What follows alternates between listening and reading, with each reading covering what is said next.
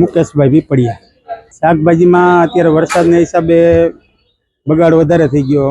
જે 20 ભરી આવતી એને 5 ભરી જ આવે, એના હિસાબે ઉછાળો ભાવમાં અને બકાલાનો બગાડના હિસાબે સુરત વલસાડની બાજુથી વડોદરા સાઈડને આવે, એના હિસાબે ભાવમાં થોડુંક ડીમ રહીએ, નકર તો કેમ બહુ ઊંચું હોય જાય।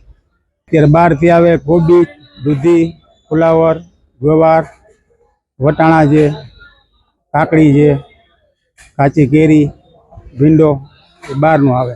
અત્યારે રીંગણામાં ખાસ વધારો, ગુવારમાં વટાણા સિઝન નથી પણ એનો ભાવ તો છે 150-200 યાર્ડનો ભાવ। મારું નામ દેવચંદભાઈ રામાણી, જુબેલી શાક માર્કેટ। ત્યારે શાકભાજીમાં પરિસ્થિતિ જોવો તો એકદમ ગંભીર થઈ ગઈ છે। હમણાં છેલ્લા 15 દિવસથી વરસાદના હિસાબે શાકભાજી દિવસે દિવસે ઘટાડો થઈ રહ્યો છે।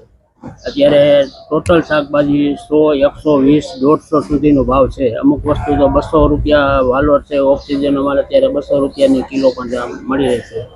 15 દિવસ પહેલા શાકભાજીના મેજોરિટી ભાવ એને 50, 60, 70, 80 ની આડેગાડે હતા। અત્યારે મેજોરિટી શાકભાજી 100, 120, 150, 200 સુધીનો વયો ગયો છે।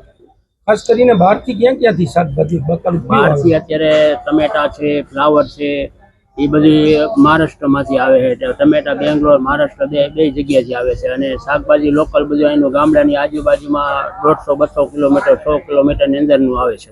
આવક કેવી છે બકાલાની? આવકમાં ખેડૂત એમ કે અત્યારે હજી 20, 10, 15 ભારી માલ ઉતરો તેને બદલે અત્યારે 5, 6 ભારી લઈને આવી, અને એના હિસાબે માલ ઊંચો ભાવમાં વેચાય અને ખેડૂત પણ ઓછા ભાવે અત્યારે દેતા નથી। એનું કારણ છે કે માલ અત્યારે ઉતારો આવતો નથી અને માલ 50% બગડી ગયો, 50% આવે એના હિસાબે શાકભાજીની બજાર બહુ ઊંચી વહી ગઈ।